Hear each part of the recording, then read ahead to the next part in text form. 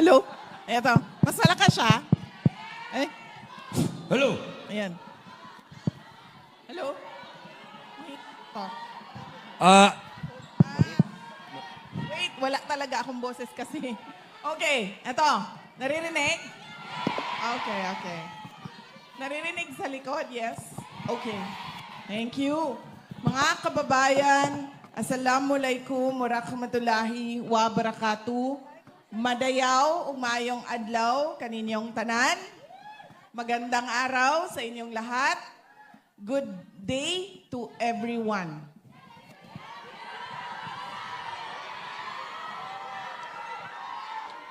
Konnichiwa. Konbanwa.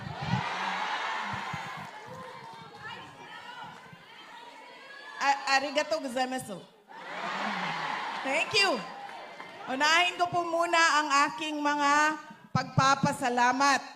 Una po, ang pagpapasalamat ko sa inyong lahat sa oras at panahon na ibinigay ninyo para sa aming lahat ngayong araw na ito. Marami sa inyo nagbiyahe ng malayo, naglakad ng malayo, at nag-antay ng matagal bago pinapasok sa ating venue para lang kami ay mapagbigyan at na makasama kayo ngayong gabi. Maraming salamat sa inyong lahat.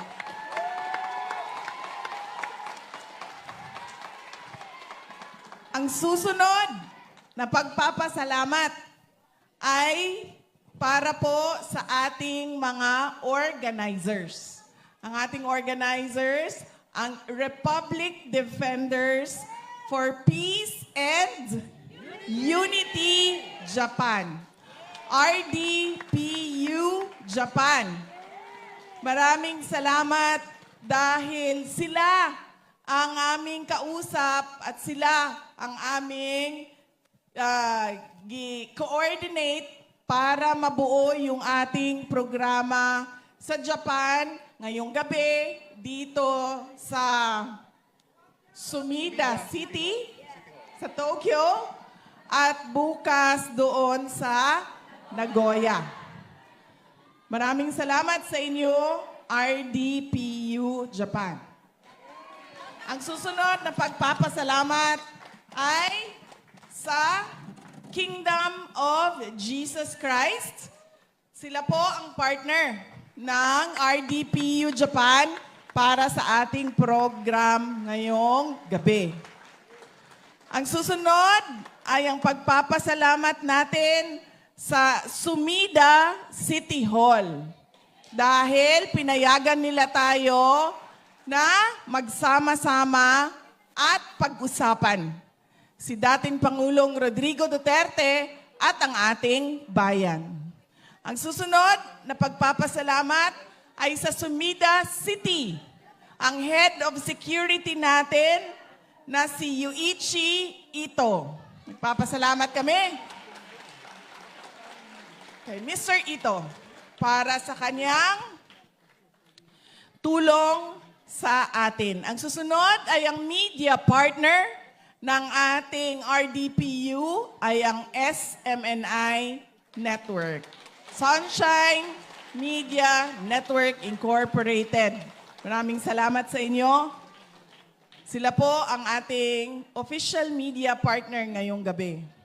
At syempre, nagpapasalamat tayo sa ating local Tokyo Police. Meron po tayong mga kasama na mga para din silang mga kateki, no? Yung itsura nila ba? No? Mga Japanese kateki. Ayan sila. Nagpapasalamat tayo sa Police Tokyo. Ang susunod, nagtatago yan dyan sa gilid. Ganda pa ng katawan.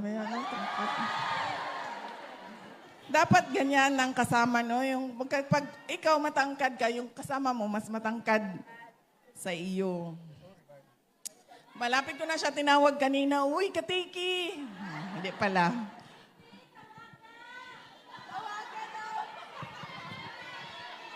Ayaw, uy, kay maulaw ta sa mga hapon. Ayaw. Maulaw ta, basin makasamaan ta nila. Ay, kadud lang. Kinsay nakaila ato, ma'am. Kinsay nakaila na. Minyo ba na sila? O dalaga, ay, daghan mig dalaga diri. Ay, minyo. Minyo, ma'am, silang duha. Ay, minyo daw, ma'am. Minyo daw na. Ayaw na. Makakita tag-away, ana. Ang susunod na pagpapasalamat ko ay sa atin pong mga kasamahan na nagbigay ng mensahe ngayong gabi para sa atin, sa inyong lahat. Una po ay si Attorney Vic Rodriguez. Binoto nating lahat. Pagka-senador. At syempre, iboboto natin sa darating na halalan. Ang susunod ay si Dr. Richard Mata. Binoto natin.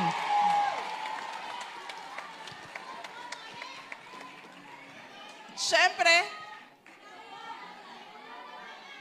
oo. Paniwala ko, ma'am. Talaga, totoo. Dahil mahirap mo i-explain. Hindi ako mathematician, hindi ako statistician. Mahirap i-explain, ma'am, kung bakit ang trending sa overseas Filipino voters at sa absentee voting hindi nakikita doon sa general population voting.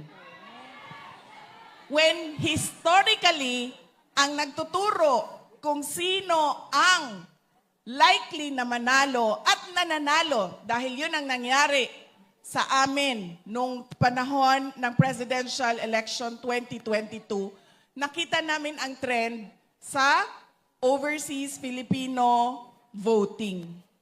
Kaya mahirap ipaliwanag kung bakit ganun ang trend sa overseas Filipino voting pero hindi siya nakikita sa botohan.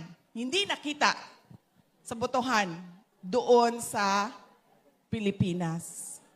Pero isa lang ang sigurado tayo. Madami, milyon ang bumoto. Kay Attorney Vic Rodriguez at kay Dr. Richard Mata.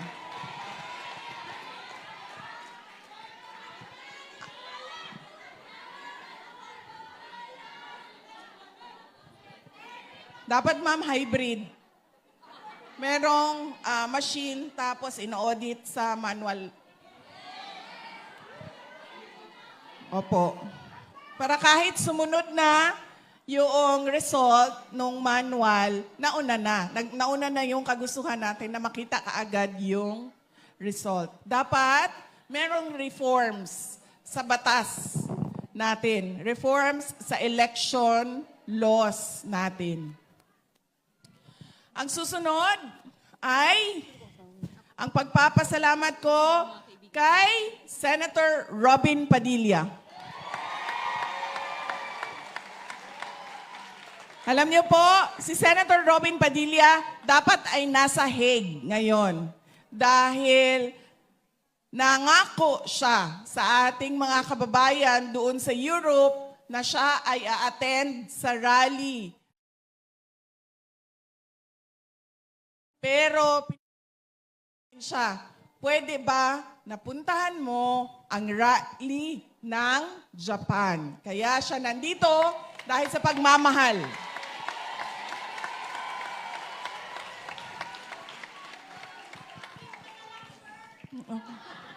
Magpaalam tayo kay Ma'am Mariel, ma'am.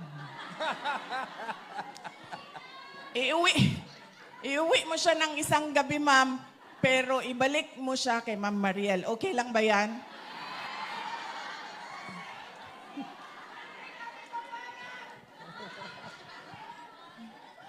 Ang susunod na pagpapasalamat ay ang pagpapasalamat ko kay dating Speaker, Congressman Lord Alan Velasco.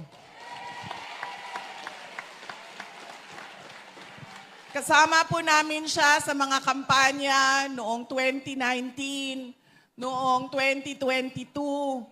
At ngayon ay kinukumbinsi ko siya. Dati siyang congressman. Alam niya kung ano ang kalokohan sa loob ng House of Representatives. Kaya, kinukumbinsi ko siya, magsalita ka na. Kaya mamaya, pag nakita ninyo, nakausap ninyo,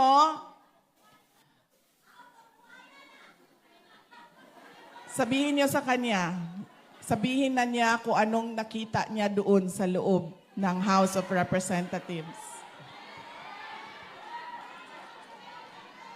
Pwede din siya iuwi, ma'am, isang gabi lang. Tapos ibalik natin siya sa asawa niya, si Ma'am Rowena. Papasalamat din ako kay Dr. Lorraine Badoy. Nandito po siya. Isa sa mga pinakamatapang natin na kababayan na lumalaban sa Marcos administration at sa kakampi ng Marcos administration na Makabayan Bloc. Yes.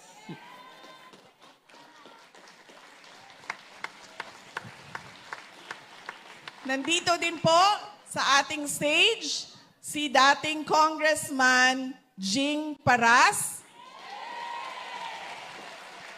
na kaparte po ng PDP na partido. Maraming salamat sa aking mga kasamahan dito sa stage dahil nakapagbigay sila ng mensahe para sa inyong lahat. Ang susunod na pagpapasalamat ay mula po sa akin. Nagpapasalamat po ako sa inyong lahat sa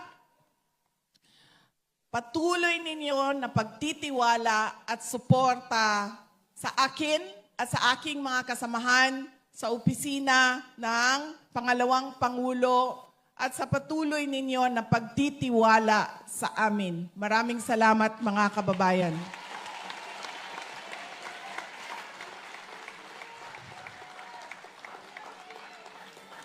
Mahal ko kayo. Ma'am.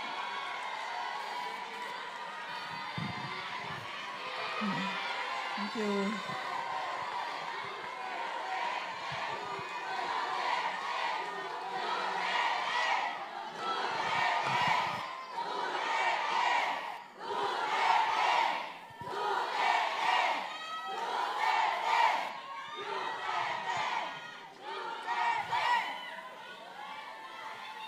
Ang susunod na pagpapasalamat ay mula po sa aming pamilya, ang pamilya Duterte. Paulit-ulit po ang pagpapasalamat namin sa pagkakataon na ibinigay ninyo sa amin na makapaglingkod sa ating pinakamamahal na Pilipinas. Maraming salamat po sa inyong lahat.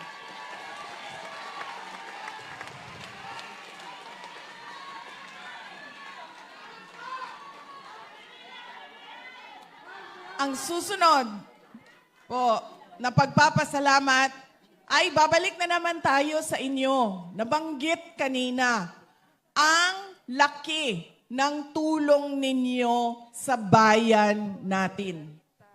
Kaya masakit sa akin kapag tinatanong kung ano ba ang ginagawa ninyo sa abroad. Ang ginagawa namin sa abroad ay nakikinig sa mga OFW, sa mga overseas Filipinos. At nagpapasalamat sa kanila. Dahil kung hindi dahil sa mga padala ninyo sa Pilipinas at sa inyong mga pamilya na naiwan doon sa Pilipinas, ay sigurado matagal na lumubog ang bayan natin. Kaya kailangan maintindihan yon ng Marcos administration na napakahalaga ng kontribusyon ng OFW sa ating bayan. Kaya kami din ay nagpapasalamat sa suporta ninyo sa inyong mga pamilya at mga mahal sa buhay na nandoon sa Pilipinas. Pwede mo yan sabihin dito, ma'am, kasi hindi tayo hulihin.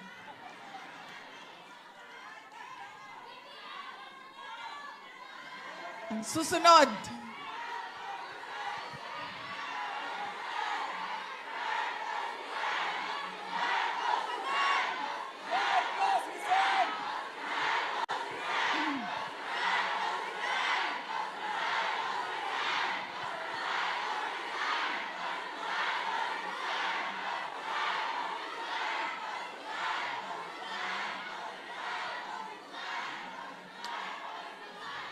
Mamaya po, pag-uusapan natin kung ano yung nangyayari sa ating bayan.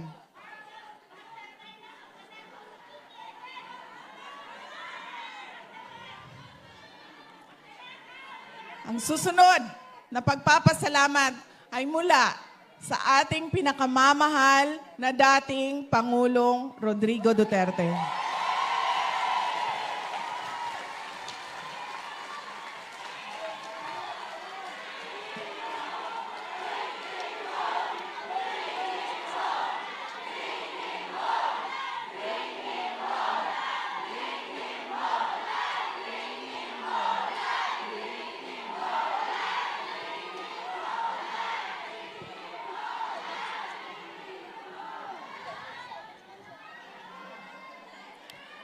Alam niya po ang mga pagtitipon na ganito. Dahil kapag nagkakausap po kami, ay sinasabi po namin sa kanya. At yung kapatid ko po, si Veronica, araw-araw po yun may report. Sinusulat niya kung anong nangyayari, anong nasa balita, anong nangyayari sa pamilya, at pinapadala niya yon sa abogado. At yung abogado naman, ay pinapakita iyon kay dating Pangulong Rodrigo Duterte.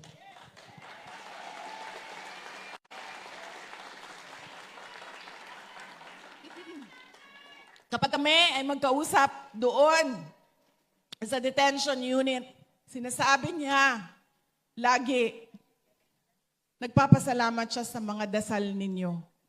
Dahil lumalakas ang loob niya, at paniwala niya maraming mga good news sa kanyang kaso at sa kanyang kalagayan dahil sa pagdarasal ng sobra, milyon-milyon nating kababayan.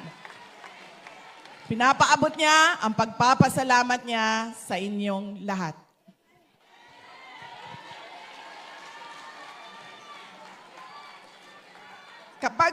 Kahit saan po ako pumupunta, noon ang unang tinatanong sa akin, kamusta na ba si dating Pangulong Duterte? Ang sunod na tinatanong sa akin, kailan ba uuwi ng Pilipinas si Pangulong Duterte? Kahapon po, tumawag siya sa akin. Tawag siya sa akin, sabi ko sa kanya, ang huling tawag, ang sabi ko, ang daming nangyari. Simula Monday hanggang Friday, ang huling tawag mo sa akin, noon pang nakaraang Friday.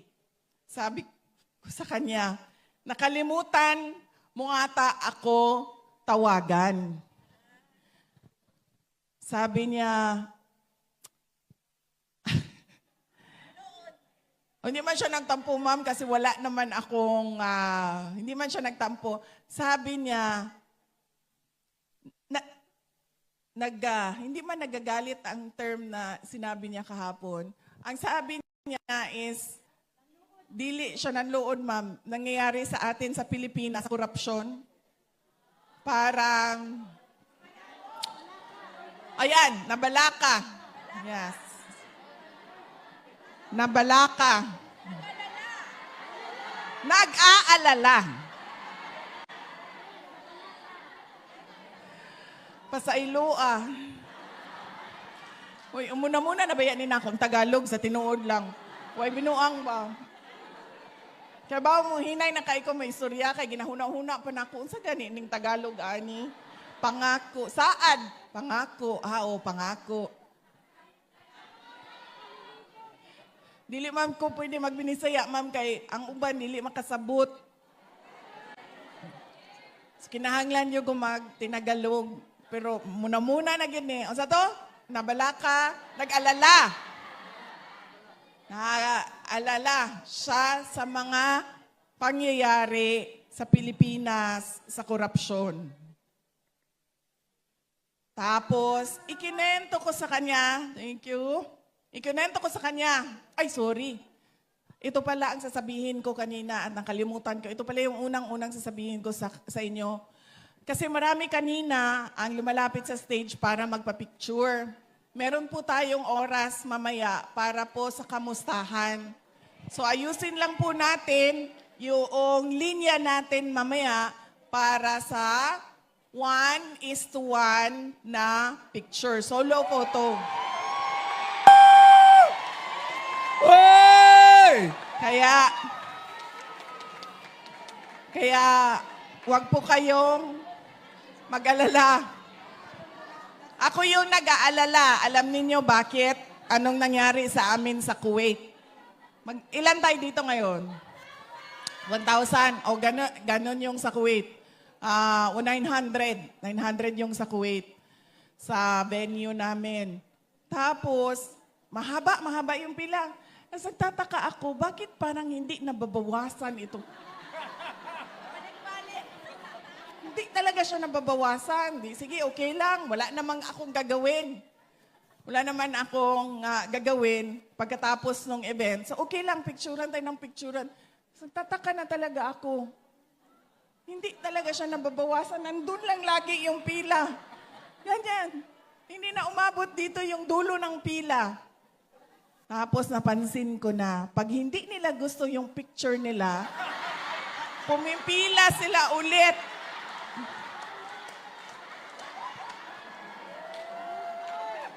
Sabi ni Sir Berwin, magkulang tayo sa oras kapag isa-isahin natin yan sila. Sabi ko, Sir,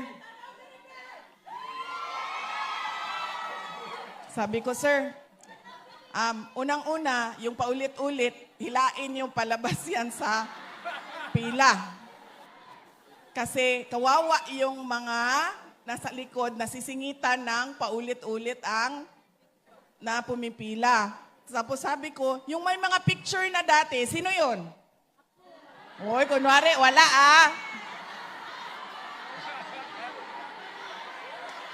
Yan. Sino ang may picture na? Yan. Huwag na kayong pumila. Ha?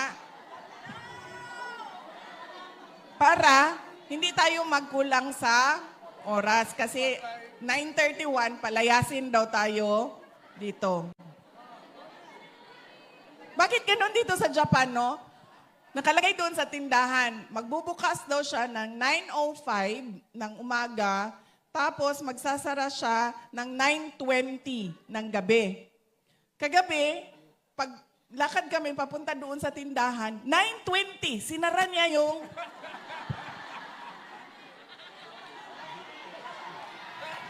Sabi ko, grabe, may hangyo ning lugaran ni.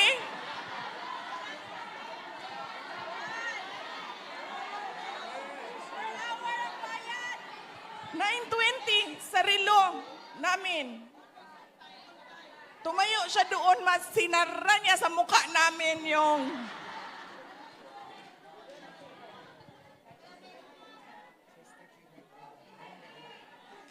So yan, papalayasin daw tayo ng 9:31. So anong oras na? 8-9. 8 pa lang. Kaya pa yan. Kaya yan. Yung organizer lang ang kabahan. Wala tayong kaba.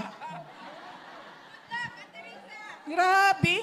Tapos hindi ko maintindihan, bakit 9:05 yung opening, tapos 9:20 yung closing, bakit hindi 9 a.m. tapos 9 p.m.? Kasi meron talagang 05. Di ba sa atin, sa Pilipinas, wala na yung 05, 15:30, wala na yan. 10, 11, 12 lang yan. May usapan tayo 9, darating tayo 11. Di ba?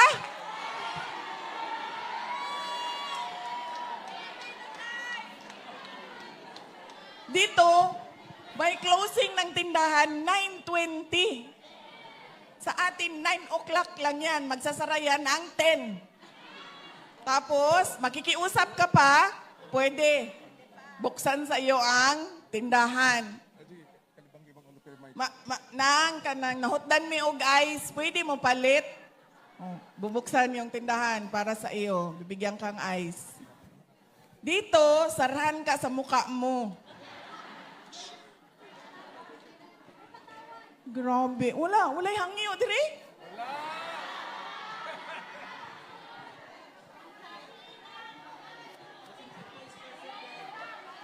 Wala'y inamiguhay, diri, ma'am?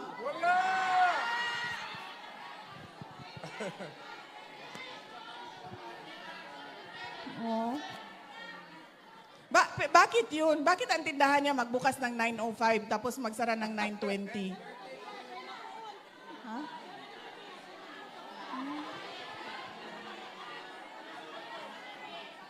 So, maglinis ng 5 minutes.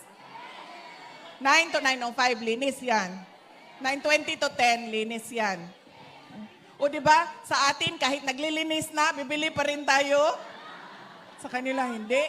Pag panahon na ng linis, hindi ka na pwede pumasok. Nasaan na ako sa aking speech, ma'am? Yeah, tumawag siya kahapon. Sabihan ko siya, kalimutan mo ata ako. Sang linggo na dumaan, hindi ka tumawag sa akin. Paano ako makapagbigay sa iyo ng update at chismis kung hindi ka tatawag sa akin? Tapos medyo, ano ang mood niya kahapon, hindi nga niya nagugustuhan yung balita na nangyayari sa Pilipinas. Hindi niya nagugustuhan yon. At tinatanong niya ako kung anong ginagawa, ganyan. Tapos nagtanong siya sa pamilya, o kumusta ka na? Sabi ko, okay man lang ako pa, nandito ako sa Japan kasi meron kaming rally bukas, Sabado at sa Linggo. Okay lang ako. Tapos sabi niya, oh, kumusta ang mama mo? Tapos sabi ko, okay. Diba? Kung kailan tumanda. Sabi niya, kumusta ang mama mo? Sabi ko, okay man lang siya. Nandyan siya sa Hague. Kasi, schedule ng pagbisita niya sa iyo. So, mamaya hapon, magbisita na yon sa iyo. Sabi niya, ganun ba? O sige, babay na. Duda ko, maaga siya naligo. No? Kumain maaga, naligo ng maaga, excited. Imagine, sabi ko sa kanya, andyan man siya sa Hague. Sabi ko, siya man ang magbisita mamayang hapon. O sige, babay na.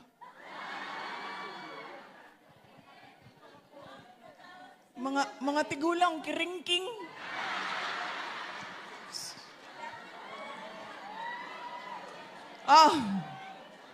Wala pa anuhan niyo ako ng oras ha, kasi sarahan tayo ng 9:31. Warningan niyo ako. Anong oras tayo magsimula sa picture taking? Ngayon na? Hindi pa ako tapos sa aking message. Ayaw niyo pag-usapan si BBM? Gusto! Ayaw na? So, mani sila. Uy, picture lang may gani ninyo diri. So, man mo. Uy, naatay trabaho ba? Ang trabaho nato, ayuso na nga to ang nasod. May trabaho tayo. Ang trabaho natin, ayusin ang bayan natin. Hindi... Bakit kayo pa-picture na kaagad?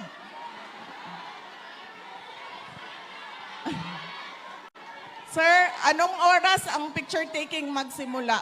Mahadlok yung ko. As in, kay nga no, nakitaan yun ako, gisaradaan yung ko gahapon lagi. Sa now.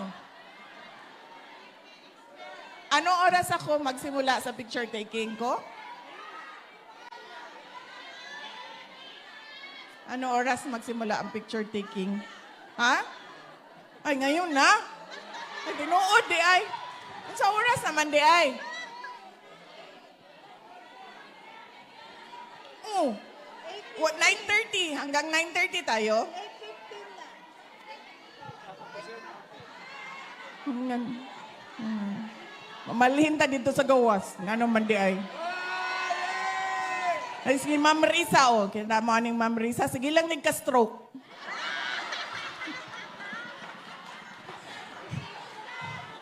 Masarok ka ni karon sala ni BBM. Samahan, ma'am. Pwede may sagawas na lang mag-picture para...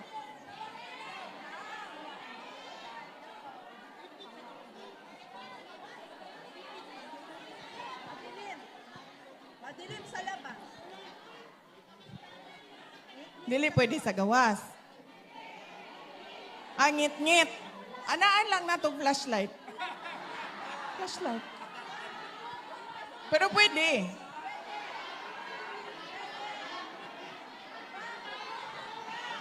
Ingon ni Ma'am Risa, istoryahon daw si Katekisan. Kay mananghi daw kay Katekisan.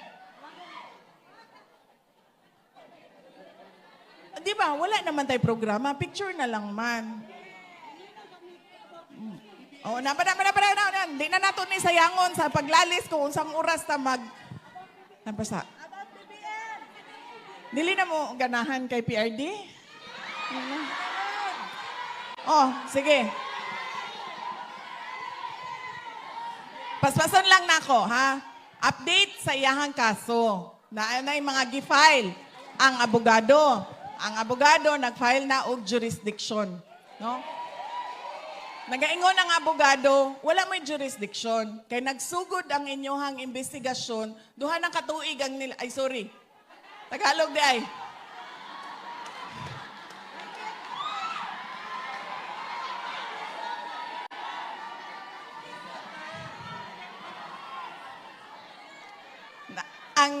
Ang kanyang ang kanyang abogado nag-file na ng petition for jurisdiction. Sinasabi ng kanyang abogado na wala na kayong jurisdiction sa kaso na ito. Dahil nagsimula ang investigasyon ninyo 2 taon na noong pag-alis ng Pilipinas sa ICC. Yan ang sinasabi ng abogado niya. At maraming legal experts at meron siyang kinuhang legal expert din na nagsasabi na tama nga, hindi na kayo pwedeng mag-imbestiga dahil tapos na yung 1-year period na pwede kayong mag-imbestiga after withdrawal. Ay, hindi ko alam yan, ma'am. Hindi ko pa alam kung makakauwi siya, ma'am. Hindi ko lang masagot kung kailan. Oh my God.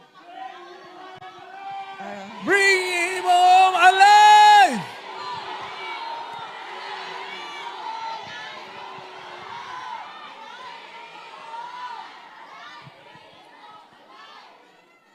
Pangalawa na final ng abogado ay yung interim release. Ang kailangan kasi sa interim release ay yung third country o yung bansa na tatanggap kay Pangulong Duterte. Japan!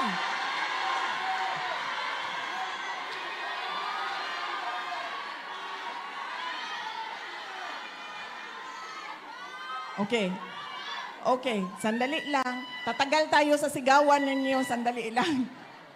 Ituloy ko muna aking update. So, kailangan ito ng third country. Nag-file na yung lawyer. Kung makikita nyo sa ICC website, meron ng third country doon.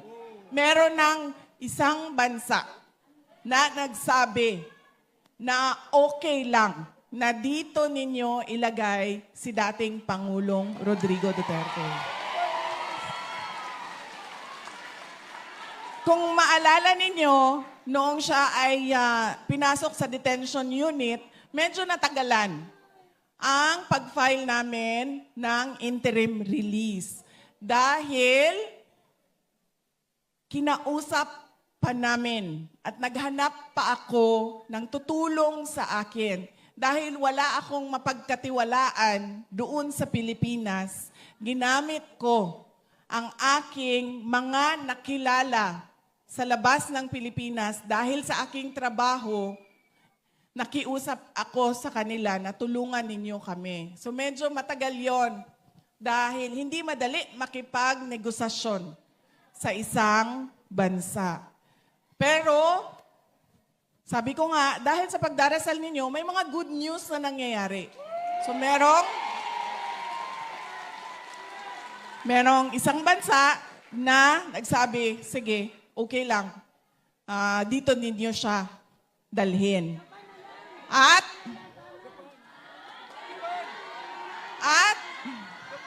masasabi ko, hindi Japan. Yun lang. Hindi ko masabi sa inyo kung saan, pero pwede kong sabihin, hindi siya sa Japan. Tapos,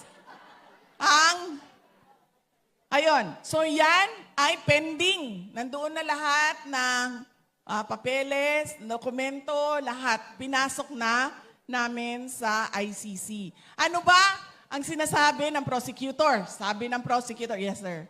Sabi. Oo, yes sir, pero kailangan kasi tanggapin siya noong bansa. Hindi pwedeng, basta na lang siya papasok doon sa bansa na yon. Ano ba ang sinasabi ng prosecutor? Kung nakikita nyo, kumontra sila sa interim release. Sabi nila, hindi pwede yan kasi ang dami niyang kaibigan sa buong mundo. Ang laki ng network ng supporters niya. Yan ang sinasabi ng prosecutor. Kaya hindi daw pwede. Pangalawa, yung pamilya niya, hindi nila tinatanggap yung pagkuha ng ICC o pag-detain ng ICC kay dating Pangulong Rodrigo Duterte. Lagi nilang sinasabi ay kinidnap siya. Yun naman ang katotohanan. Nakita niyo yun sa opening statement ng abogado ni dating Pangulong Rodrigo Duterte, si E.S. Medialdea. Sa first hearing pa lang, sinabi na namin, kidnapping ang tawag sa batas, extraordinary rendition. Inuulit ko lang kung ano yung nasabi na. Kaya hindi pwede sabihin ng prosecutor na dahil kay Inday Sara ay hindi namin papalabasin ang kanyang ama. In fact, dapat nga nila yan ibigay si Pangulong Duterte sa akin. Kasi para mapanigurado ko na siya ay a-attend at mag-cooperate sa kaso. Dahil mahirap siyang i-engage kung siya ay nandoon sa loob. Bakit hindi pwede ibigay ang interim release? Tatlo yan. Unang-una, pwede siyang lumayas. Alam na natin na hindi siya lalayas. Kasi lagi niyan sinasabi, gusto ko umuwi ng Davao. Gusto ko mamatay sa Pilipinas. So ibig sabihin, alam natin kung saan siya hahanapin. Hindi yan pupunta ng Africa, ng Antarctica, ng West Philippine Sea. Pupunta yan ng Davao. Magpapalibing yan sa Davao. Pangalawa, sinasabi nila ay posibleng mag-threaten ng witnesses. Buhay na buhay si Trillanes, buhay na buhay si De Lima, buhay na buhay lahat ng... Oy, ma'am! Buhay na buhay lahat ng buhaya. Sandali. Sinasabi ko sa inyo, hindi na bukas. Dahil bukas sa Davao City ay meron kaming lechon na buhaya. Promise.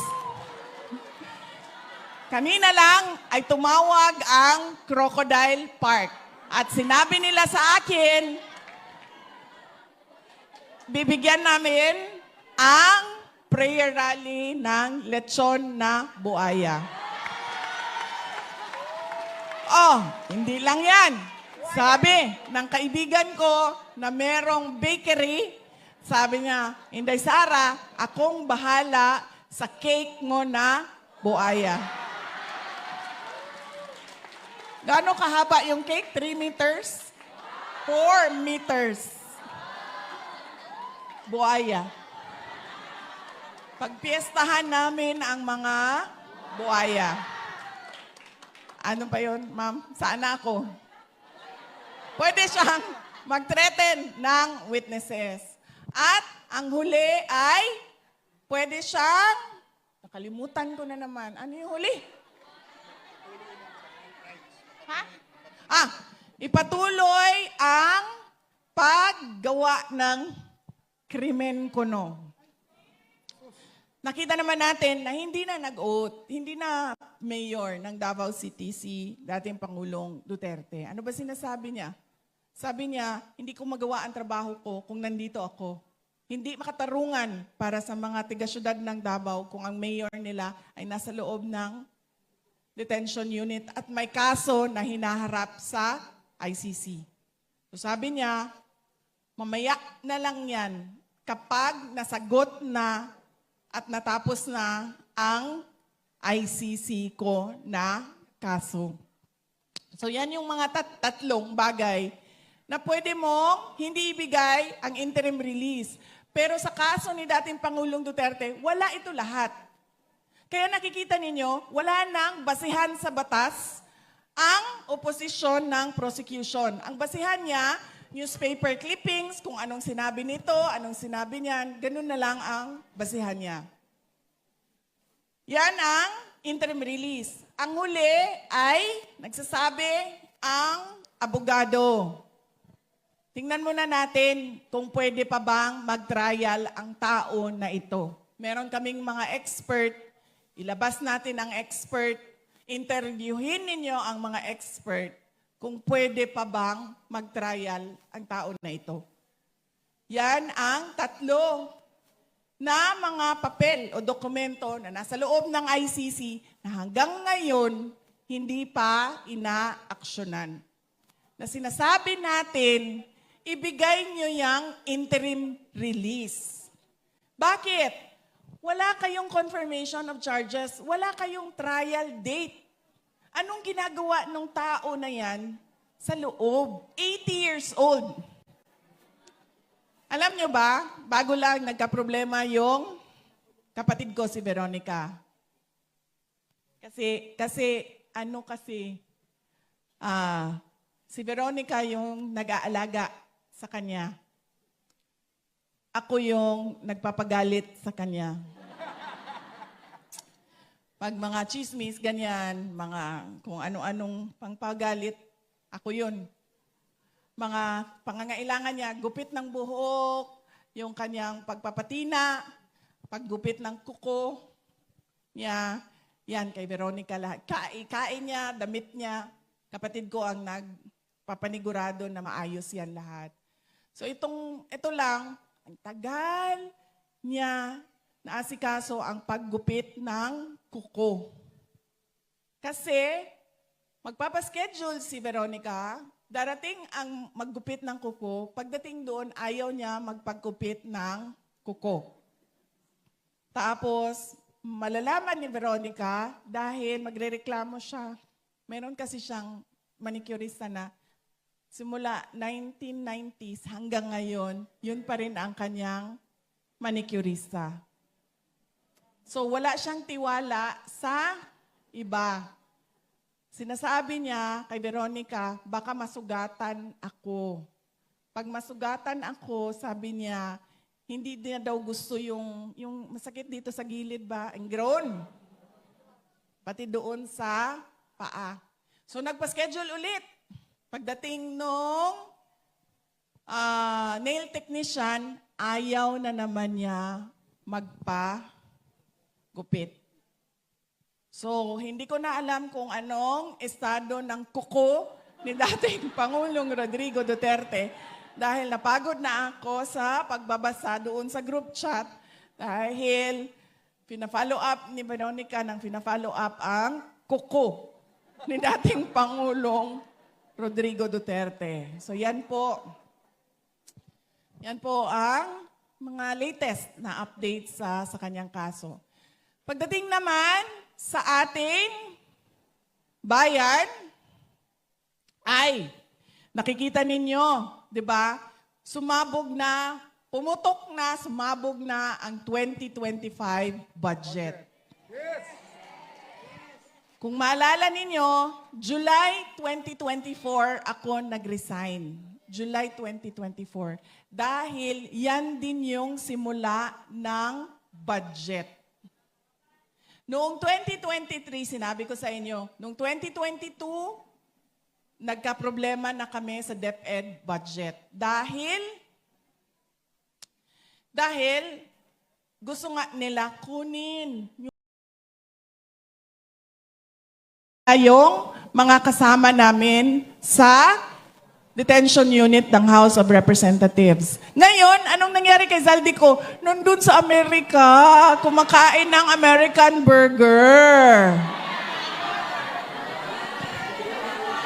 Sabi ko nga, nagawa nila na sumali sa kidnapping sa Turkey ng mga batang Pilipino.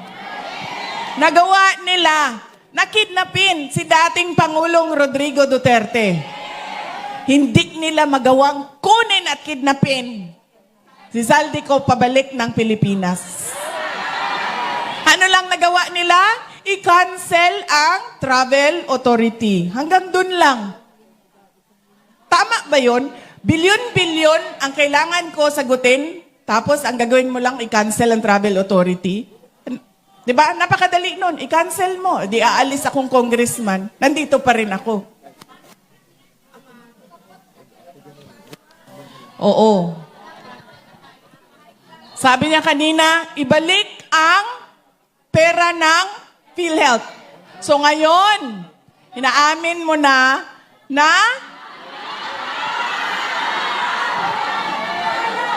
tas hindi lang yon. Hindi ko alam kung nabanggit ni Attorney Vic Rodriguez, kukunin daw nila sa savings. Paano ka nagkaroon ng savings na wala ka pang declaration ng savings? Wala ka nga, nagkulang ka nga deficit ka nga paano ka nagkaroon ng savings?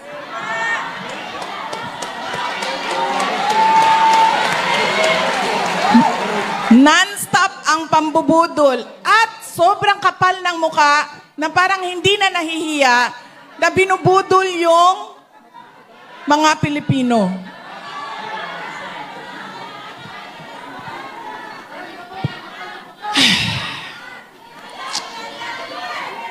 Pairam ako ng cellphone ko.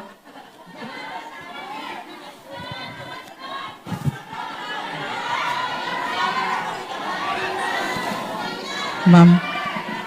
Yes, ma'am. Sa totoo lang, ma'am. Okay, sir. Ay, sir. Gamitin ko lang yan para hindi mahulog ang cellphone ko. Yes, ma'am. Pero sabi ng anak ko, ma'am, this is so, mommy levels.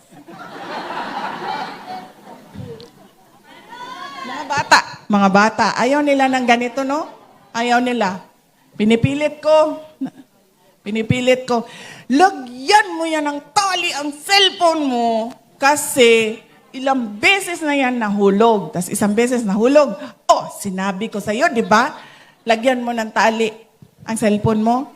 Tapos sabi sa akin, mga nanay lang ang naglalagay ng tali sa cellphone nila. Totoo ba ito, ma'am? Bakit? Buwan yung mga bataan ni.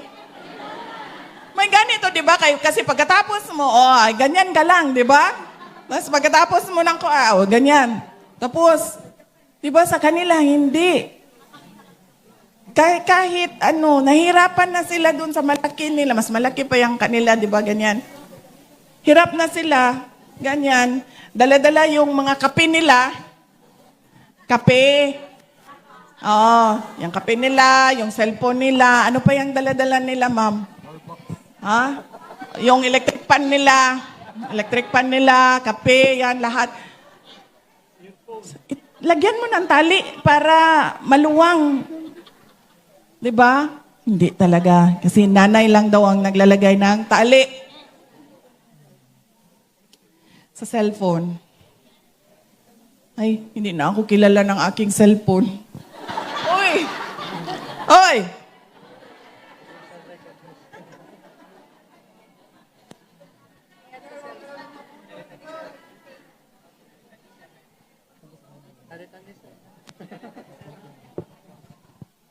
Di ba bago lang nag-birthday si BBM? Oh. Tag-party-party. Dili ma'am kay una mo gugunta ko yung regalo sa iya ha. Nga pagkahuman, wala na human. Wala na human ako regalo.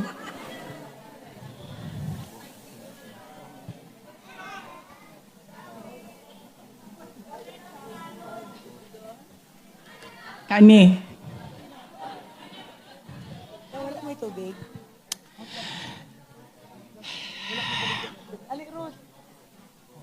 Yes. Sinulat ko ito ng mga 2.5 weeks. Hindi siya umabot sa birthday. Kasi sinulat ko pa siya na ulit-ulit pa hanggang nabuo siya ng maayos. Sa dilim, tayo isinilang. Sa hirap, tayo nagdurusa. Sagana sila sa kayamanan. Taong bayan nilunod sa parusa. Kami ay apoy na hindi mapatay. Hakbang ng matapang, sabay-sabay. Sigaw ng bayan, lumaban na. Mga sakim, durugin na.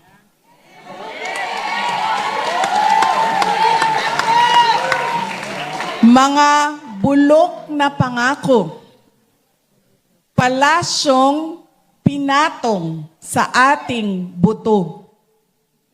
Krimeng itinago sa kasinungalingan.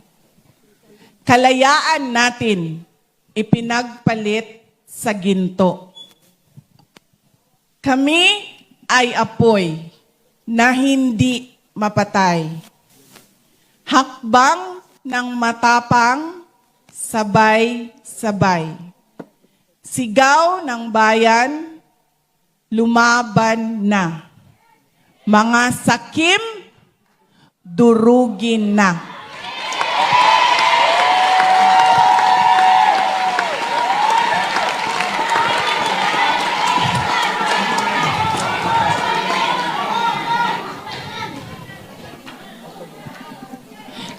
Sa dilim tayo isinilang. Sa hirap tayo nagdurusa. Sagana sila sa kayamanan. Taong bayan, dilunod sa parusa. Kami ay apoy na hindi mapatay, hakbang ng matapang, sabay-sabay sigaw ng bayan, lumaban na. Mga sakim, durugin na. Mga bulok na pangako, palasyong ipinatong sa ating buto. Krimen itinago sa kasinungalingan. Kalayaan natin pinagpalit sa ginto. Kami ay apoy na hindi mapatay, hakbang ng matapang, sabay-sabay sigaw ng bayan, lumaban na. Mga sakim, durugin na. Kami ay apoy na hindi mapatay, hakbang ng matapang, sabay-sabay sigaw ng bayan, lumaban na. Mga sakim, Durugin na. Taas noo, humahakbang, huwag yumuko kailanman. Taas noo, humahakbang, huwag yumuko kailanman. Taas noo, humahakbang, huwag yumuko kailanman.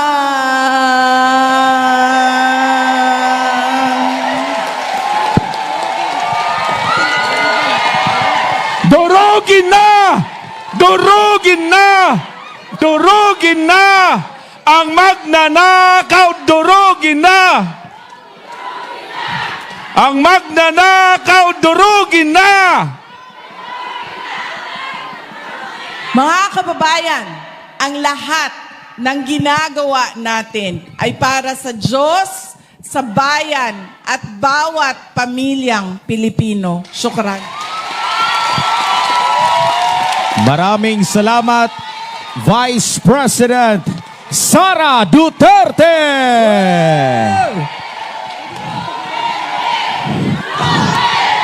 Sa ating mga kababayan,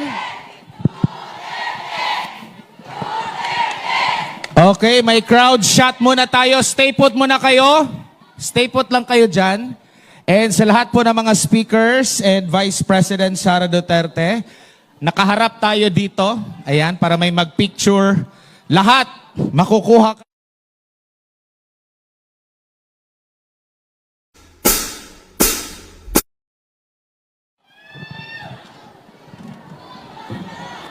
Okay, stay put lang. Opo, Stay opo. put lang muna, ha? Oo, lahat mabibigyan ng chance mag-selfie maya-maya. That's right. Picture muna. Upo lang nasa harap. Lahat po Okay. mabigyan ng kopya ng picture na ito.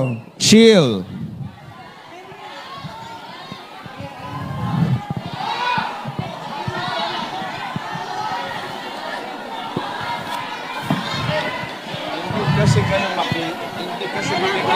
Okay, tayo. Yung nakaupo dyan, tayo para makita daw.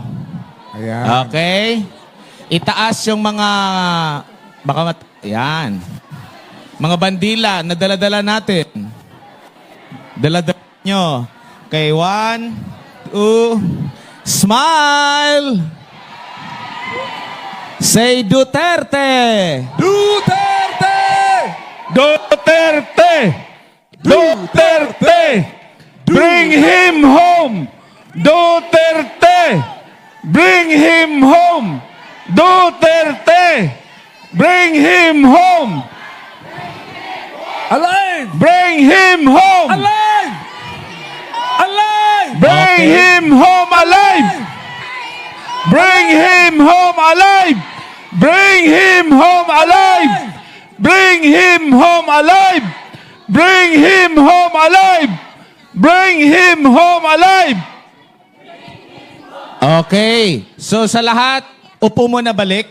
Tapos yung mga nakatayo, punta mo na sa stage kasi may individual selfie. Lahat ng magpapa-selfie dito ang daan. That's right. Dala-dala ninyo ang inyong mga gamit. Tapos i-ready ang inyong mga cellphone. Oh, Yung mga nakaupo, upo muna. Upo muna yung nakaupo para hindi tayo crowded, okay? Para mabilis. Okay? I-ready na ang mga cellphone, ang lowbat, pasensya na. Or manghiram na lang kayo ng cellphone sa iba. Ang lahat po ng mga nakaupo, tatawagin namin po. So kung pwede, makaupo lang po tayo para masave natin ang ating oras at Oo. mapadali po ang ating pictorials. Again, ang pictorials po natin ay solo-solo. So sana po mag-cooperate tayo. Okay. Everybody will be given a chance. So para makapag-umpisa tayo, dapat maging order tayo, ha? Okay. At sana yung mga tao sa gitna, mag-ooperate po muna para po mapabilis ang ating pictorials. Okay. So ihanda ang inyong mga cellphone, ang inyong mga gamit, dalhin nyo na para hindi mawala.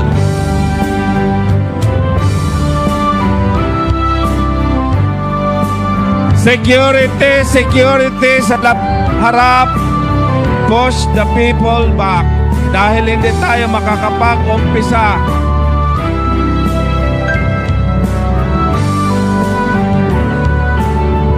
Again, lahat po tayo ay bibigyan ng chance para makapag-selfie atras pa, sa ating atras. mahal na Vice Presidente. Atras pa. Mari po lamang Atras ay pa. mag-cooperate tayo para po mapadali ang ating Atras pa, atras. gagawin. Again, lahat po ay bibigyan ng chance na makapag-selfie sa ating mahal na Vice Presidente. Mari po lamang mag-cooperate po tayo para po mapadali ang ating proseso. Ayan. Sa baba lang. Ayan, sa baba lang po ng...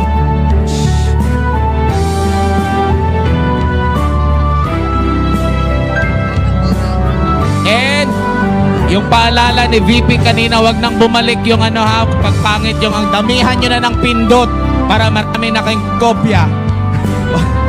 Wala na klikan kasi baka abutin tayo ng Kayong mga bukas. sumisiksik, palalabasin ko rin po kayong mga sumisiksik. Dahil may linya po. Again, lahat po tayo ay Umupo bibigyan ng lang po chance. kayo sa inyong mga upuan, yung mga nakaupo. Dahil yung mga nakatayo, hayaan nyo silang nakatayo. Kayong nakaupo, pagka tumayo kayo ng hindi tinatawag ang row, hindi po kayo makakapagpa-picture. Okay, sunod lang tayo para mabilis. Ay, labas na po. Salamat. Maraming salamat. Kaya nga, ito.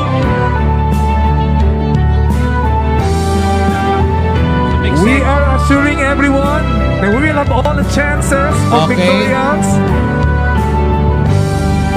Hindi. Wala ako mag-ano.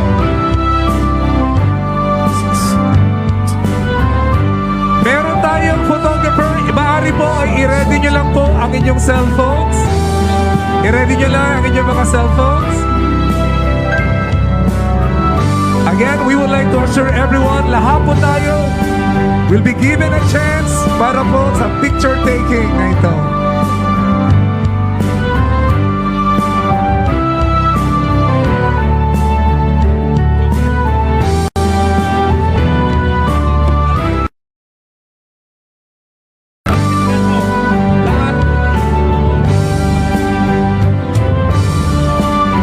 Ma'am, ano, picture na po. Smile. Gagawin nating alternate dahil tingnan nyo, kanina hindi naman ganyan yung nakatayo dito. Yung nakaupo, upo lang po kayo dahil ay alternate natin. Kailangan kung hindi ito matapos, ang tatawagin namin ay yung nakaupo sa row. Dahil maduga po kayo. Okay?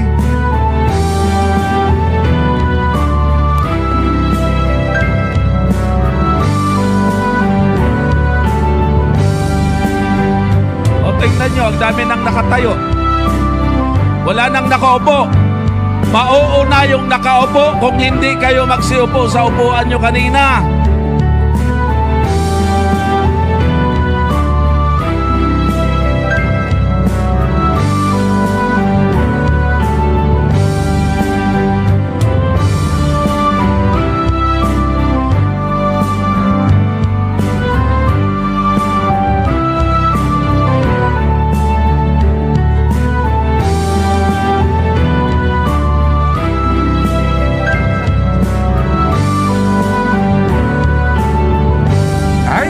po natin ang nagmamadali po tayo. Alam namin na marami kayong gustong sabihin sa ating mahal na Vice Presidente.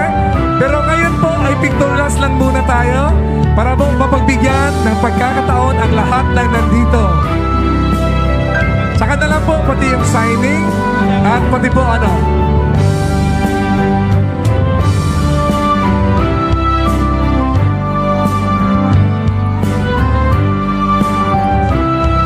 At sa lahat po na nakahawak ng Philippine flag at lahat ng mga placards,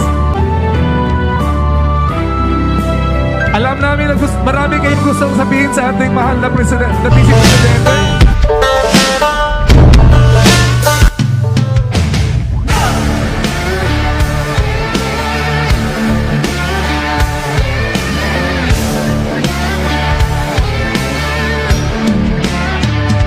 Katotohanan ang sinusulong at walang takot sa pagkundina sa maling ideolohiya ng terorismo sa ilang dekadang nagdaan. Ngayon lang tayo namulat na maihayag ang kanilang mga kasinungalingan. Naliwanagan na ang mga Pilipino, alam na ngayon ang buong kwento. Ito ang programang walang pinapanigan. Ang katotohanan may naboses ng mamamayan. Hatid sa inyo ang laban kasama ang bayan. Sama-samang abutin ang kapayapaan. Subukin ang tunay na kalaban. Hindi ka nag-iisa, kami ay iyong kasama.